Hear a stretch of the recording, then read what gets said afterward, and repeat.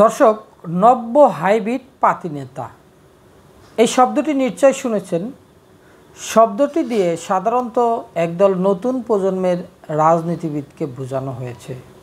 আর এটা জনমুক্তি আন্দোলন অনেক দিন ধরে খোঁজ নিচ্ছে আসলে নব্য হাইব্রিড পাতি নেতা এরা আসলে কারা। এরা আসলে মূলত ঐতিহ্যবাহী কিছু রাজনৈতিক দলের সাথে যুক্ত হয়। তাদের কর্মকাণ্ড এবং আচরণে নতুন ধরনের রাজনীতির কোনো প্রতিফল দেখা যায় না। তারা আসলে পাতি নেতা। অভিজ্ঞতার অভাব আছে, যদিও এই পাতি নেতা থেকে অনেক বড় নেতা হয়, অনেক ক্ষেত্রে দু একজন বের হয়ে আসে।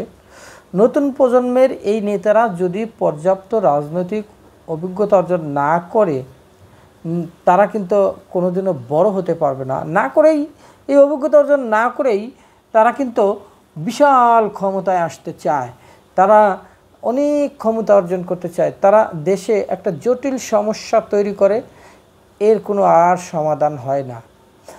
এরা সবসময় দেখবেন দলীয় স্বার্থকে প্রাধান্য দেয়। আপনি ওদেরকে দুটো সিঙ্গারা দিবেন, একটা কোমল পানির বোতল ধরিয়ে দিবেন, দেখবেন ওদের দিয়ে সারাদিন লাফানো যাবে। আবার লাফাতে লাফাতে উল্লম্ফ ঝল্লম্ফ করতে করতে যখন ঘেমেছে ক্লান্ত হবে তখন ওদেরকে এক প্যাকেট বিরিয়ানি দিবেন। বিরিয়ানি দিলে খাওয়ার পর আবার ওরা লাফাবে। ওদের জাতীয় স্বার্থ নেই। এইসব নব্য হাইব্রিড নেতারা, পাতি নেতারা দলীয় স্বার্থকে রাষ্ট্রের স্বার্থের চেয়ে বেশি গুরুত্ব দেয়, যার ফলে জনগণের স্বার্থ উপেক্ষিত হয়, জনগণ ভোগান্তি হয়। এই পাতি নেতারা রাস্তাঘাট ফুটপাতে বড় কোনো দলীয় নেতার নাম ভাঙিয়ে চাঁদাবাজি করে। জনগণের প্রত্যাশা যে থাকার কথা অর্থাৎ প্রত্যাশা পূরণে নতুন প্রজন্মের নেতাদের প্রতি জনগণের অনেক প্রত্যাশা থাকে, সেটা নিয়ে তারা হতাশ হয়ে যান। যদি তারা এই প্রত্যাশা না দেখে ওই পাতি নেতাদের ভিতরে, কারণ তারা সবসময় চায় যে এই ছোটোখাটো নেতা একদিন বড় নেতা হবে, অথচ তাদের থেকে সেটা আশা করে না। দুর্নীতি অনিয়ম তারা কিন্তু করে। এই প্রজন্মের যে নতুন প্রজন্মের নেতাদের মধ্যে দুর্নীতি অনিয়মের একটি প্রবণতা দেখা দেয়। এটি জনগণের মধ্যে হতাশা, সম্পূর্ণরূপে হতাশা সৃষ্টি করে। এখন কোনো দলের নেতা কখন এবং কোন দল থেকে কে সাপোর্ট করছে এই পাতি নেতাদের, সেটা কিন্তু আপনারা খুব ভালো মতোই জানেন।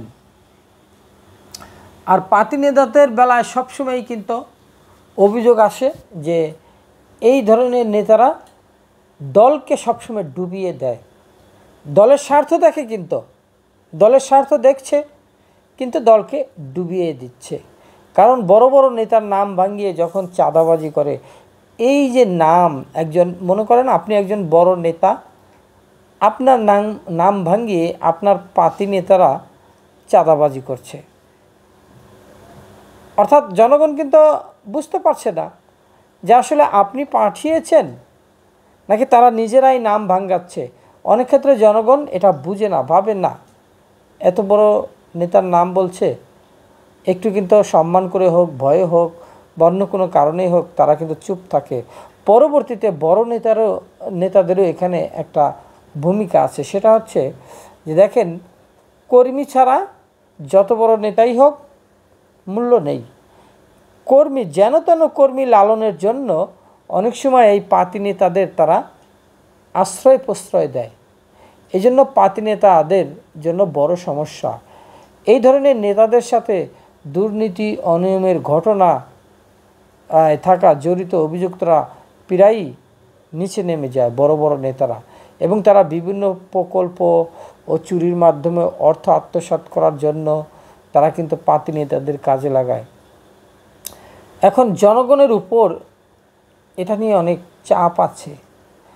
জনমুক্তি আন্দোলন গবেষণা করেছে, দেখেছে যে অনেক সময় এই নেতারা জনগণের উপর অর্থ বা অন্য ধরনের চাপ প্রয়োগ করে, এই পাতি নেতারা, এবং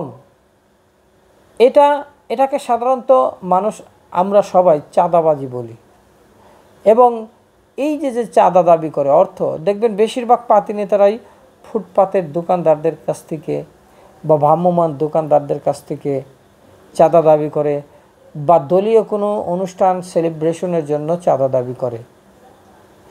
আর এই যে এখানে আরেকটি বিষয় হচ্ছে জবাবদিহিতার অভাব। এই ধরনের নেতারা তাদের কর্মকাণ্ডের জন্য জবাবদিহি করতে অনীহা প্রকাশ করে এবং এর ফলে তাদের বিরুদ্ধে কোনো ব্যবস্থা গ্রহণ করা যায় না। আর দল কিন্তু বিশেষ করে বাংলাদেশের যে বড় বড় রাজনৈতিক দল আছে, এই দলরাও চায় যে পার্টি নেতারা থাকুক, তাদের দিয়ে অনেক কিছু করানো যায়। জনগণের আস্থা কিন্তু তারা এভাবেই হারায়। এই ধরনের অভিযোগ যদি বারবার আসে জনগণের কাছ থেকে, তখন জনগণের মধ্যে রাজনীতিবিদদের প্রতি এবং রাজনৈতিক দলের প্রতি আস্থা হারিয়ে যায়। তো রাজনৈতিক দলগুলোকে অবশ্যই সচেতন থাকতে হবে এই পার্টি নেতাদের ব্যাপারে। আবার এই পার্টি নেতারা উন্নয়নে বাধা, দুর্নীতি এবং অনিয়মের কারণে দেশের উন্নয়ন কার্যক্রম বাধাগ্রস্ত হচ্ছে, রাজনৈতিক অস্থিরতা তৈরি হচ্ছে। এই ধরনের নেতাদের কারণে রাজনৈতিক অস্থিরতা বৃদ্ধি পাচ্ছে। এখন এটা সমাধান কি? এতক্ষণ তো আলোচনা করলাম যে এইটা নিয়ে সমস্যা কি। এখন আমরা যদি সমস্যার সমাধান করতে চাই, সমাধান কিন্তু আছে। আমরা জবাবদিহিতা নিশ্চিত করব। সকল নেতাকে তাদের কর্মকাণ্ডের জন্য জবাবদিহিতা নিশ্চিত করব।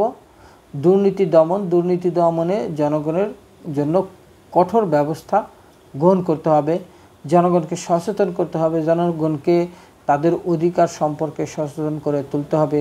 যে একজন চাইলো চাঁদা আর আমরা দিয়ে দিলাম, বা একজন নেতার নাম ভাঙিয়ে কিছু চাইছে, সেখানে নিশ্চিত না করে আমরা কিভাবে দিব? স্বচ্ছতা নিশ্চিত করতে হবে, সরকারি কাজকর্মে স্বচ্ছতা নিশ্চিত করতে হবে, যাতে সরকারি কর্মকাণ্ডে কেউ দুর্নীতি করতে না পারে, পার্টি নেতাদের ব্যবহার করতে না পারে। এভাবেই কিন্তু পার্টি নেতার উপদ্রব থেকে দেশ রক্ষা পেতে পারে। জনমুক্তি আন্দোলনকে মনে রাখবেন নিশ্চয়, কারণ জনমুক্তি আন্দোলন সবসময় গঠনমূলক আলোচনা করে।